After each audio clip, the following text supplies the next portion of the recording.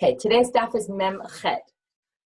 We have a lot of birthdays today, a funny coincidence. So today's daf is dedicated in honor of Aviva Blander's birthday by his parents, Perry Rosenfeld and Stuart Blander. He lights up our life with his dry humor and his ongoing support of our learning the daf. And in honor of Rivka Greenstone's birthday from her parents, David and Shira, and in honor of my son, Moshe's birthday, who's serving as a tank commander in the Army and hasn't been home in 6 weeks, so we miss you and sending our love from afar.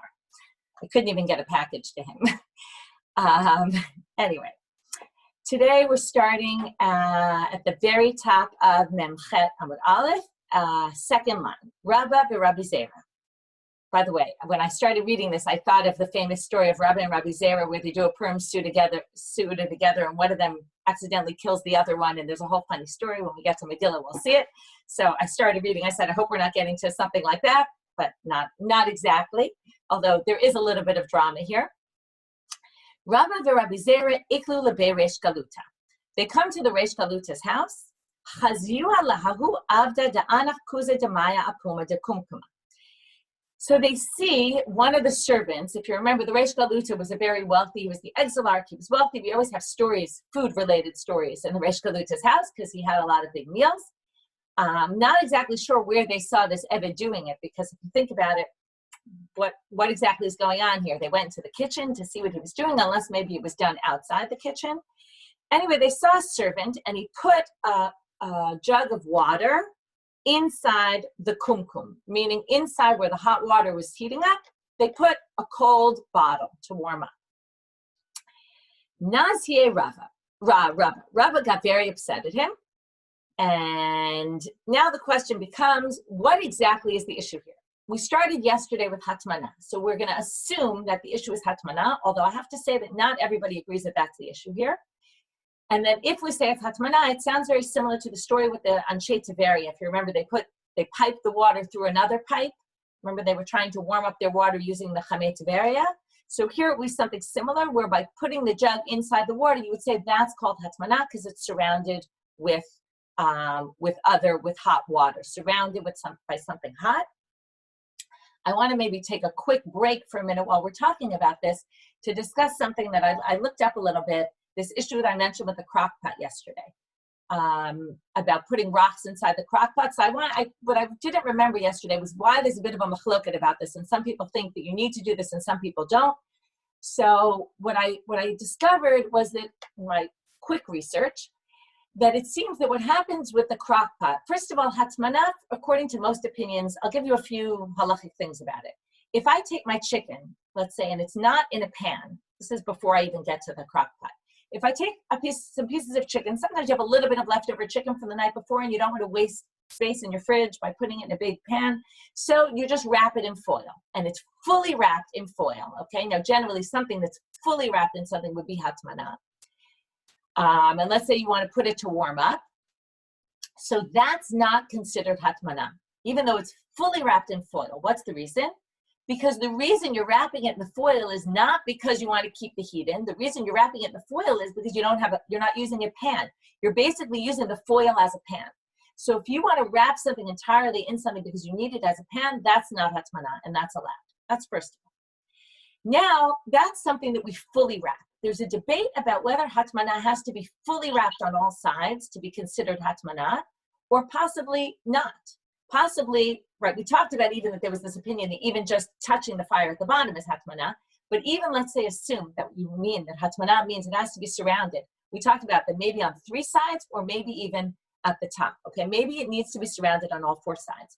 So the Rama says in Siman Reish Nun Gimel, in the first seif, it's a very long seif, at the very end of that seif, the Rama, the Ashkenazi posek of the Shulchan Aruch, his notes on the Shulchan Aruch says,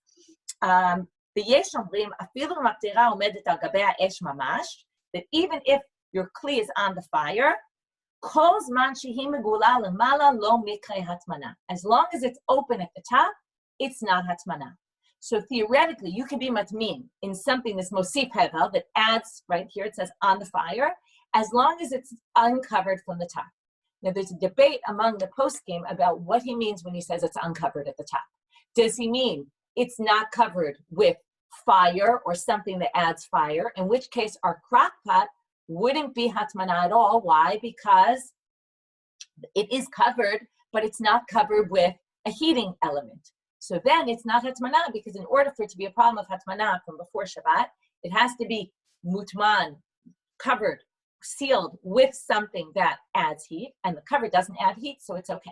Some people say, no, it's only allowed if it's actually uncovered. So then you'd have to leave your crock pot uncovered all Shabbat, which obviously no one's going to do. The house is going to stink.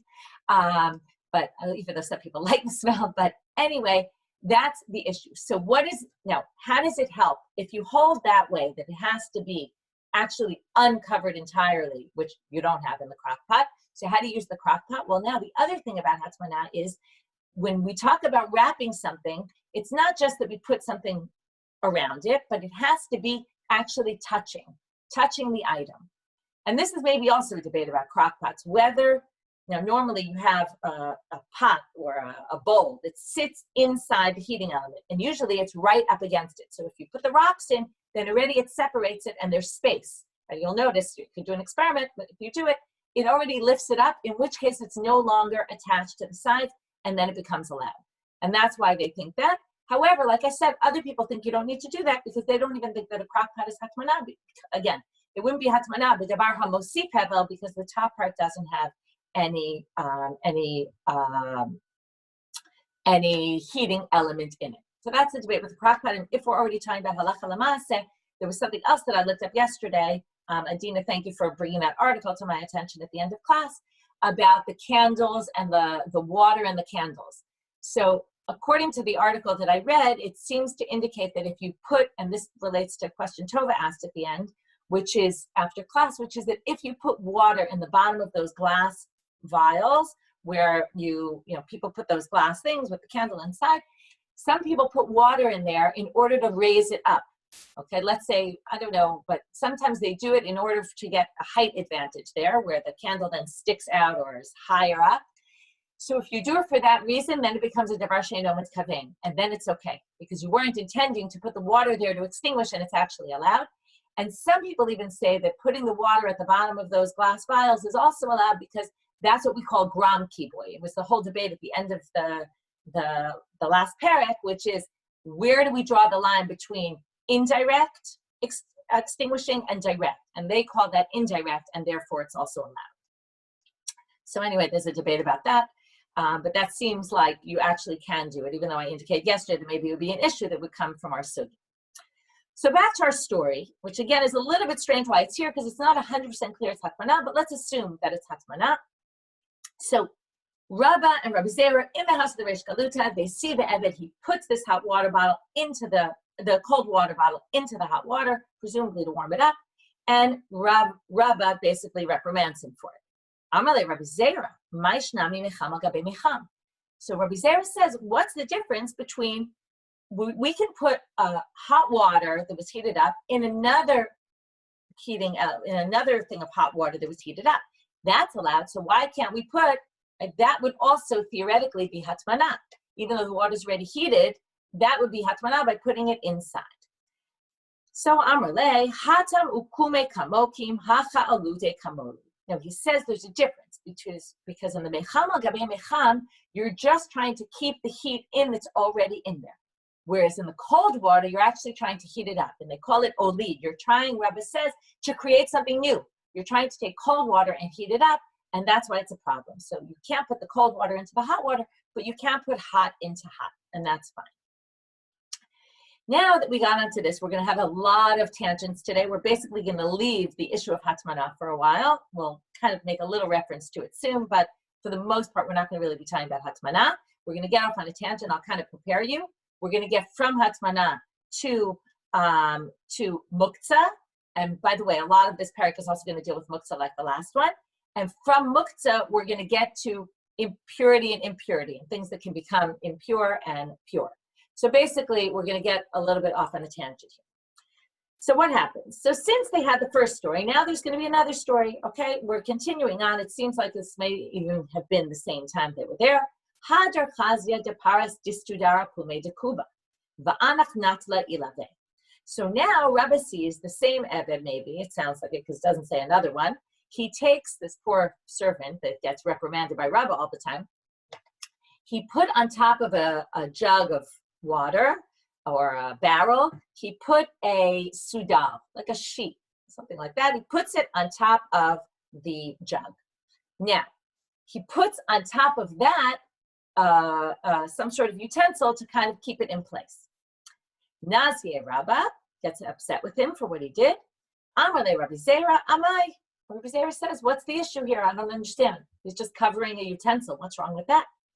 Amarle, Rabbi says, interesting answer, Hashta Chazi. You'll see in a minute, okay? Or I don't know, in a minute, in a few minutes. He says, wait and see, and you'll see exactly what the issue is. L'self, Chazia de Kam Atzerle. You can imagine Rabbi Zera sitting there staring at the Eved, wondering what's going to happen. What's going to happen next? Somehow Rabbi knows something that Rabbi Zera doesn't know. Well, what happened? What happened was, it's also a little bit unclear here. Was it because he put the utensil on top, and is it just because of that? But eventually what happened, the sudar that they put in there got wet. And actually, I think the translation of this is a kerchief. The kerchief got wet. And what did the servant do when the kerchief got wet? What would you do? He squeezed out what was in the kerchief because he didn't want it to be wet. So he squeezes it out. What's the problem? Well, it's a Isser Malacha to squeeze water out of something on Shabbat, or anything to squeeze. Okay, that's Silchet. That's a Malacha of Dash. We'll get to that later on. So anyway, as you can see, we left Hatmana, as I told you. So he squeezes it out. Amarle, so Rabbi Zera says, okay, but I still don't really see the issue. He says, Maishna mi prunka, and as I see that he squeezed it out. But there's another case with a prunka, or some people pronounce it parvanka, where it's a cloth that they used to use to cover, again, they would use it to cover barrels. So that we can use on Shabbat. So I understand that he came to squeeze this out, but when we have it on a barrel, we're allowed to use this other, okay, it's not a kerchief, but seems to be the same thing. It's a piece of cloth. Why are we allowed to do that? So Amarle, Rabbi says to him, Hatam lo kapi dilave, hacha kapi dilave. When we're talking about a kerchief, people like to use the kerchief, and therefore if it gets wet, they're going to squeeze out the water. But when it comes to this item, this piece of cloth that they use to put on top of the barrels, that's something that nobody generally uses, and therefore once it gets wet, nobody's going to come to squeeze it out. So basically, he says, when there's an issue that someone might squeeze it, and then again, we're getting into very fine details, again, it becomes a little bit subjective. Is this the type of utensil that somebody might squeeze out, or is it the type of utensil that wouldn't necessarily be squeezed out? Okay, again, we've gotten off on our tangent. This was only because we brought the first story, which seems to be a story about Hatmana. From there, we get to the second story, and now we're moving on. Muchin, we're back to Hatmana, but we're going to soon, as I said, jump right away from it. So we asked, Rabbanit asked Abai the following question. Muchin shetamam behem. If you use this muchin, this was this cloth we talked about, generally, it's a type of wool. This wool was generally used to make clothing. So if it's used to make clothing, and now you're going to see why we get to muktzah, it's obviously muktzah on Shabbat, because you don't generally use this on Shabbat, because it's used to make clothing, which is obviously something you can't do on Shabbat. So we asked him the following question. If one Shabbat you happen to use your muchin, you didn't have your general material that you usually use for hatmana, so you used your muchin. So muchin shetamam behen, and it doesn't actually say the details, but what they assume the question is, you used it once, on a one-off Shabbat. Now, down the road in the future, ma'u l'taltalam b'Shabbat. Can you actually move these items on Shabbat? Because you can say, well, one Shabbat I used them, so now we could say maybe I might come to use them often on Shabbat. It happened once, likely might happen again. And therefore, for my purposes, these are designated for use on Shabbat, which means they wouldn't be muktzah. So Amar Le, Abai says to him, what are you, crazy? You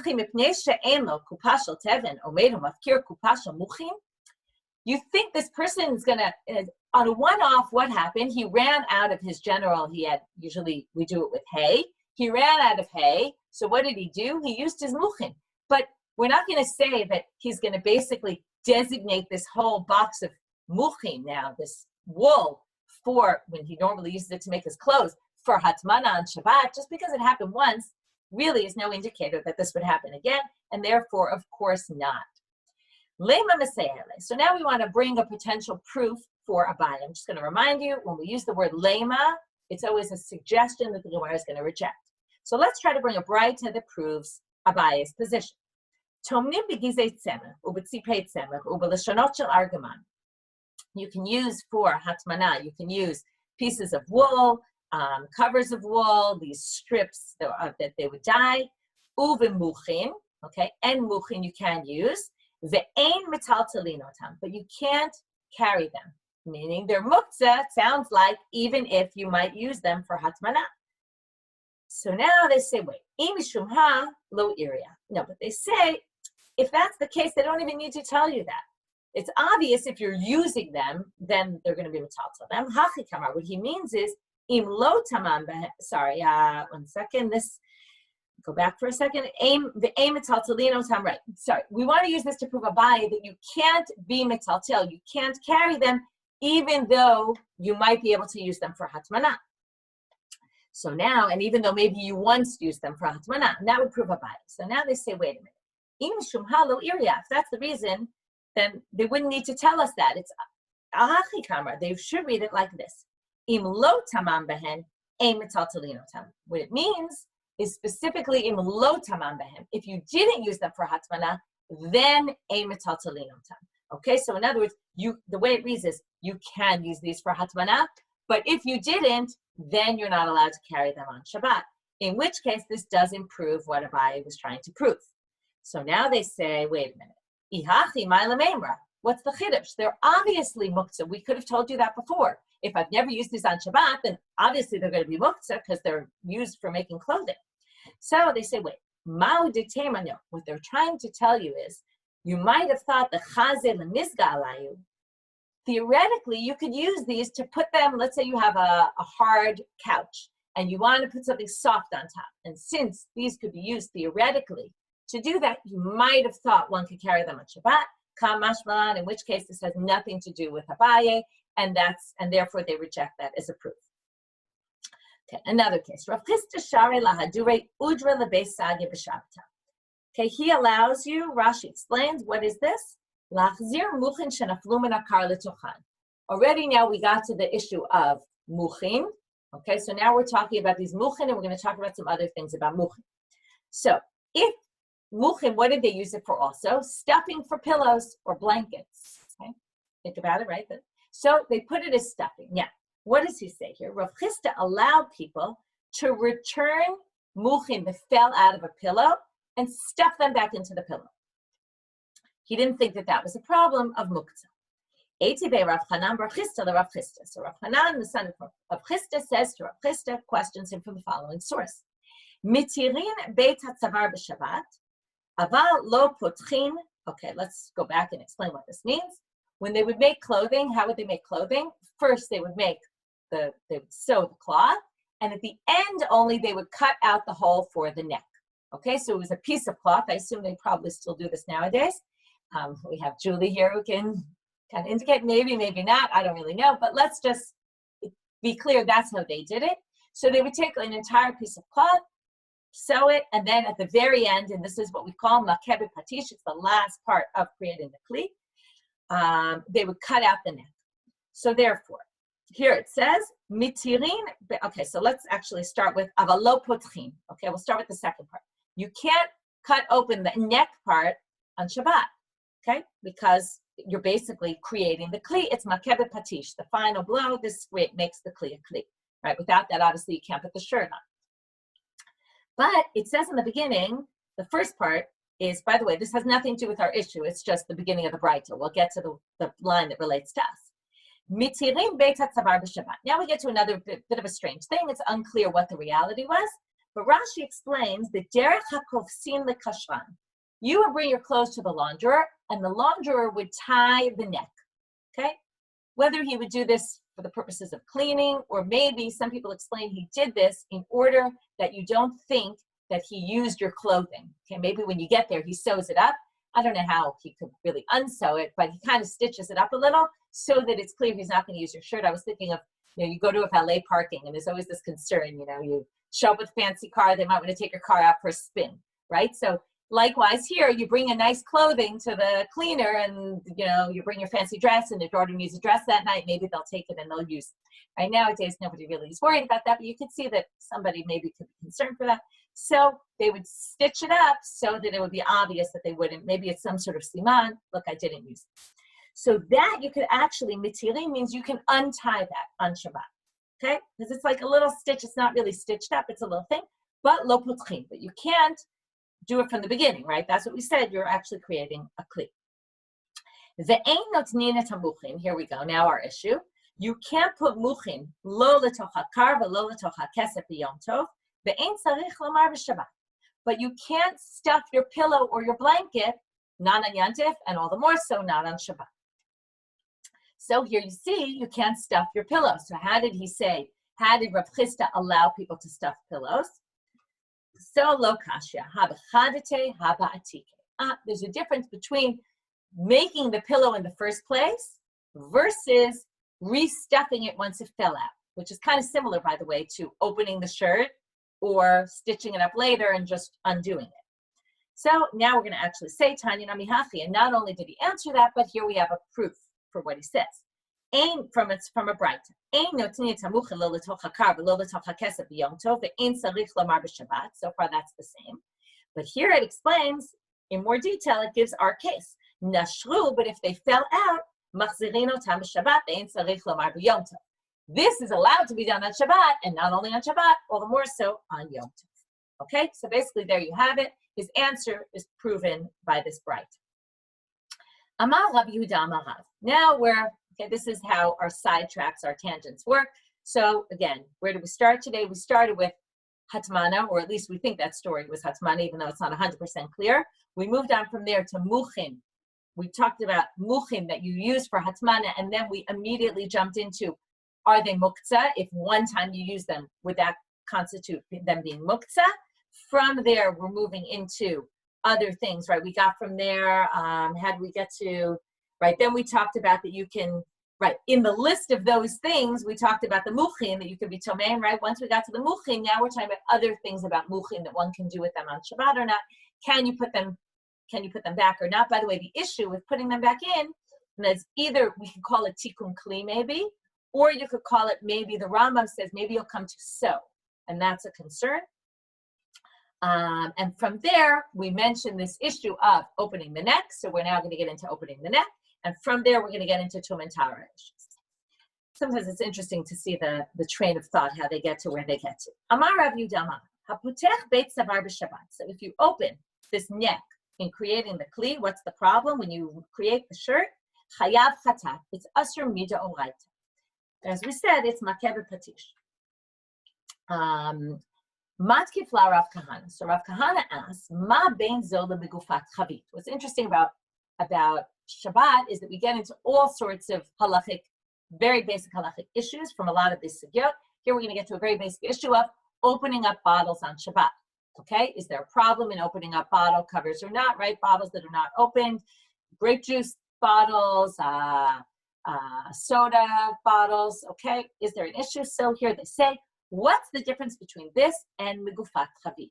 Theoretically, opening up a shirt is kind of like if you've sealed your barrel, and your barrel is totally sealed, and then you undo the seal. That's also basically the same as getting your shirt ready. It's the Gemara Malacha. Now, it's not exactly, which is exactly what Rava is going to say. Amalei Rava, ze chibur v'ze eno chibur. The shirt was one item to begin with. And this is, as you can see, this is where we're going to get to Tumah, because we've talked about before about chibur when it comes to Tumah. Okay, purity and impurity, items that are considered one, right? We just had it with the muchni, right? It's not considered chibur, right? Because it can come off and on, and therefore they're not considered, they don't work together for purity and impurity. That's how we're going to get to this. But anyway, right now we're still in Shabbat issues. When it comes to the shirt, so it was one item to begin with, and then you cut open the neck, and now it's a usable item. That's different from taking a barrel that was sealed shut. But the barrel was, okay, now this becomes a big debate, and this is where we get into bottle caps. What's the issue here? Is it the barrel we're concerned about or the cover that we're concerned about? Are we saying that by undoing the cover, we're basically creating a cover now because we're separating it? Or is it the issue of the barrel? Okay, so In any case, it's not an issue. Why is it not an issue? Because before you sealed it, there was a barrel, that was a kli, and the cover was its own kli. When you undo it, you're just basically cutting two things off that were separate and they were put together, and that's fine. Okay, now why is this so? If this is fine, then why do people say there's issues with opening up bottles? Well, because it depends what type of bottle you have. Okay, it depends, was it chibur or not? Was it created before? Was it a kli before or not? So, if you think that the focus on this whole sugya has to do with the chavit, the barrel itself, and that the barrel was a kli before, and therefore, even though you sealed it, now you're opening it, it doesn't matter. If it's still a barrel, it's the same as it was before, then we basically have no issue whatsoever with bottle caps, because that's not what they're talking about. But some people understand that, what are we saying? You're creating a cover, right? That's the problem here. It's not just the barrel, it's also the cover. So, for example, if you have a grape juice bottle, okay, let's start with a soda, okay, soda, Coca-Cola bottle. Before they put the Coca-Cola bottle, before they clamp the cap onto the bottle, from what I understand, it could be I'm wrong about the way they process it, but there's caps and there's covers, and they put them together, and that's the exact same thing as this megufa. And therefore, right, this megufa chavit, the covering on the chavit, it's just sealed together and you're just unsealing, and therefore, for sure, that seems to be not a problem, even though there are people that are careful about it, but that seems to be less of an issue because that was a kli and that was a kli, and you're just separating them. But if you're concerned with creating a kli by opening it, so when it comes to a grape juice bottle, generally the way they're made, again, I'm not 100% sure, I never checked this out, but this is what I understand from the way the post can look at the sugya, is that it's a flat metal piece, and it gets clamped onto the bottle as it's processed. That means that until you open it, it was not a utensil before. Again, if you view the cap as a utensil, and that's what we're concerned about, you've created a utensil at that point by opening it up. So therefore, people who are careful about this, we should poke a hole, they poke a hole in the cover so that it no longer functions as a kli, and then they open it. Or you try to open it before Shabbat if you remember. So again, whether or not you need to do this depends on how you understand this sugya, which is right. It depends on a few things. Also, do we say there's binyan by kalim? If we say ain't binyan by kalim, as we mentioned yesterday, well then we don't, right? You're not building a kli, but maybe you're doing makeh patish, you're doing the final act, and then it would be an issue anyway.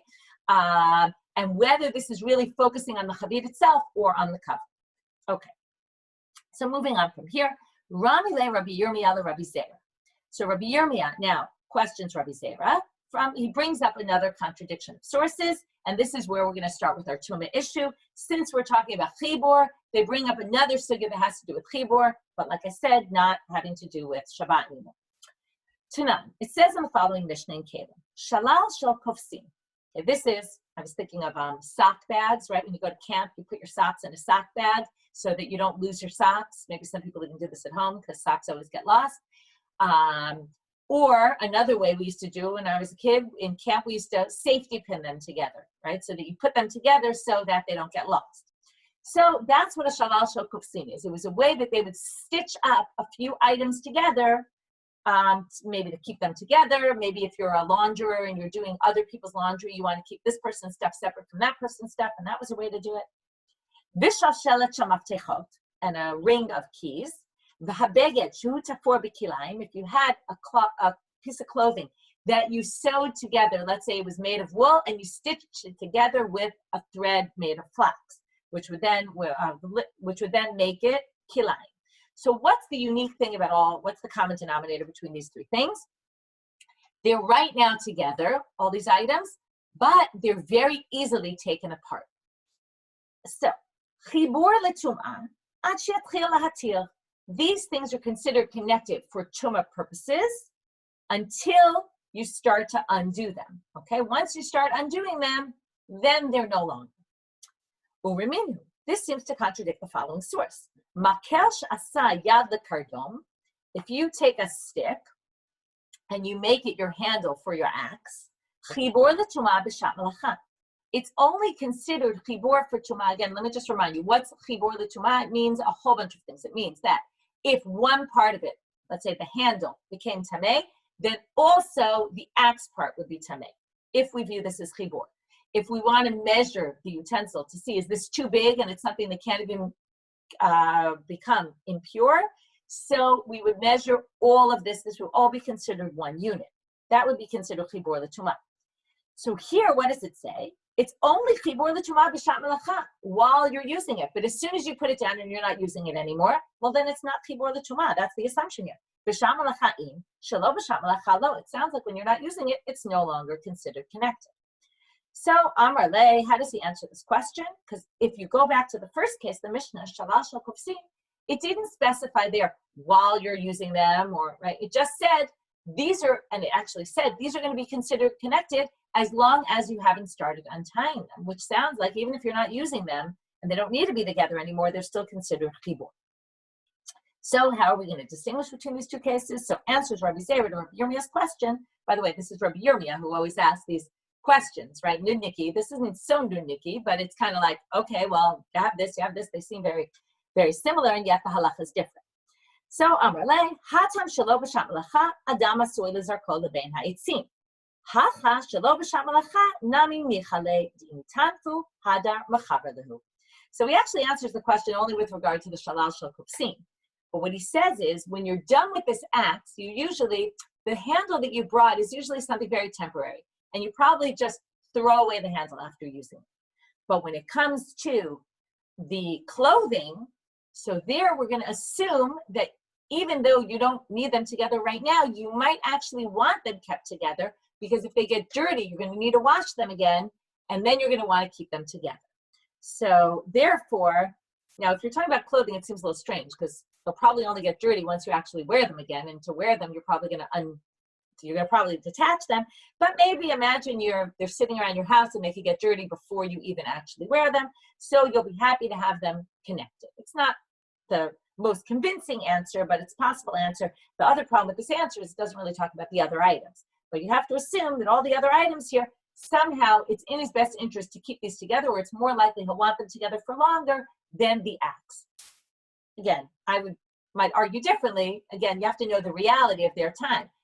With our axes, like normally we have an axe and it's on a handle and it stays on the handle, right? It's not common that we start undoing our axe and, kind of, oh, let's take the handle off and leave it. But it could be that they were talking about a more makeshift handle. Next issue. We're going to have a bit of an introduction to the sugya. Okay, we're about 10 or 12 lines from the top of the page. In Surah, they taught this whole sugya, Mishmei Rav Chisda, that they said Rav Chisda said it. The Pumbedita, in a different city in Bavel, Matnu Mishmei Rav Kahana, they said that Rav Kahana said this, but Amrele and others say Mishmei Rav. It was a bit of a debate who actually said this, but here's what they said. Man Tana Ha Milta Da Amar Rabbanan, Kola Mechubar Hareu Kabohu. Who is the Tana? Here was the question they asked, and we'll see their answer in a minute.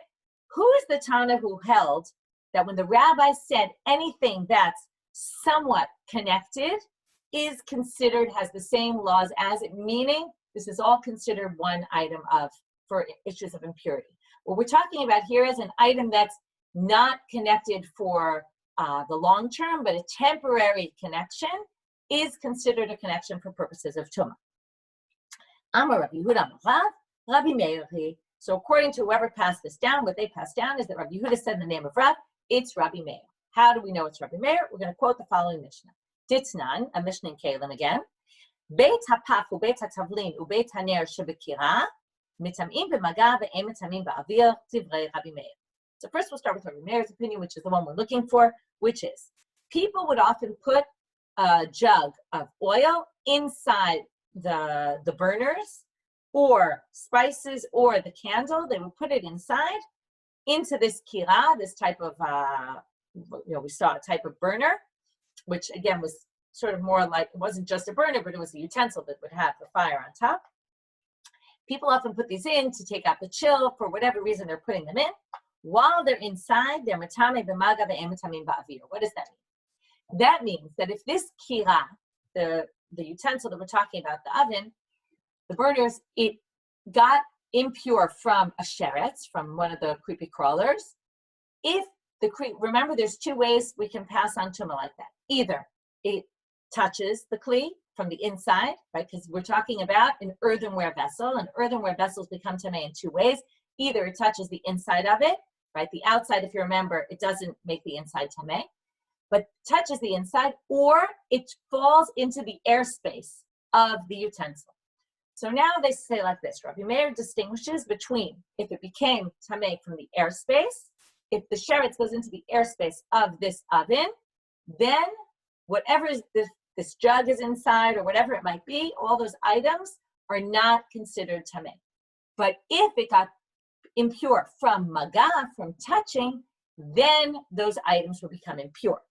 The Rabbi Shimon mitaher. Rabbi Shimon thinks no matter what, these items are placed in the oven. They're not part of the oven. So if the oven becomes tamei, these don't. So what do you see here? Again, before we deal with the issue, which we're going to obviously deal with, what's the difference between avir and maga, and why is it considered chibur if it's maga but not avir? We'll answer that in a minute, but let's focus right now, to make it simple, on the fact that he says that if the kira becomes impure by touching, then what's inside it, whatever you placed inside, is also going to become tamei. It's considered chibur right now for purposes of impurities. These are one and the same. And therefore, that answered our question. It's Rabbi Meir. So now they want to explain these opinions. Bishlama Rabbi Shimon, kasavar lav kikira damu. Rabbi Shimon's very clear. He says, this is not part of the oven. It just happens to be sitting in there, but it's not part of it. And therefore, it's obviously not chibur. Ela Rabbi Meir, it doesn't make any sense. If we're going to view this as part of it, well then, even if the kira became impure from airspace, it should still make everything else impure. And ilav kikira tamon, if we're going to view these items as if they're not connected to the kira, well then afilu b'maga nami lo litame. Then even if it became impure by touching, it should still not be tamei. So how does the Gemara answer? Lo olam lav kikira damu. Really, he doesn't really think it's like a kira. In other words, on a deoraita level, these two things are not connected. There's these jugs or these items, and there's the kira, and they're two separate things. They really shouldn't be connected. However, Rabbanan hu degazru b'hu, but the rabbis instituted a gzera. They wanted to say, well, it's sitting inside. We should say, once, imagine, right? It's not such a big space. Once the sheretz touches it, well, it just seems right that we should forbid this. So the rabbis made a gzera here, and that's why, okay, well, that's very nice, but that still doesn't explain the distinction. So if the rabbis made a gzera, well then, they should say, this is chibur midrabanan, in which case it shouldn't matter whether the kira became impure from sheretz coming into the airspace or by touching. So what's the answer? And this is an answer we have a number of times already, which is, if you remember, what's the problem with gzerot rabbanan on tuma, on impurities? Once the rabbis say something is impure from the rabbinical law, well, now you come to a potential problem. Because let's say generally what were we concerned about for impurities? Truma. And truma, that's the food the Kohen gets, if it becomes impure, you have to burn it. But you can't burn sanctified items if they're not impure. Well, if they're not impure on a Torah level, then you actually can't burn them. So people have to know that this is an impurity that's rabbinic in nature. Now, we all know human nature is not to pay attention to all these distinctions and to assume if it's impure, it's impure. We don't know the difference. Is it from the rabbis? Is it from the Torah? So therefore, they say, Abdu Rabbanan Haker, the rabbis wanted to make a noticeable distinction. So the people would know that truma or kodshim that became impure in this manner is only to Rabbanan, and they wouldn't burn it. So how they make that distinction? Well, they said, let's differentiate with the law. If it's airspace, no. If it's touching, yes. And that way people will know that this isn't a doraita law. Okay. Obviously, it wasn't so obvious and clear, his haker, because Gemara had to ask, and they didn't understand why he made this distinction in the first place. But maybe people in his time knew that, and only later they didn't really understand that that's why he distinguished. Okay, last case for today. Tanu Rabbanan. More in terms of chibur of tuma. Misporet shel prakim. Okay, this is a scissor. The scissors in those days were often made. Okay, scissors nowadays are made this way. It's just that we never think about it because we don't take them apart. But they're basically two blades put together. And in those days, they would often put them together. And then, let's say you needed a single blade, you take them apart.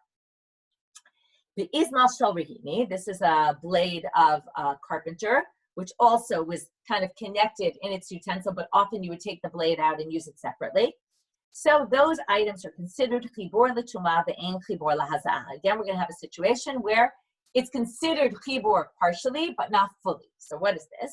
Well, it's chibur l'tumah. So if you have these scissors or the carpenter's blade, and they're connected to, right, to each other, right? The blades are connected to each other, or the carpenter's blade is connected to the base.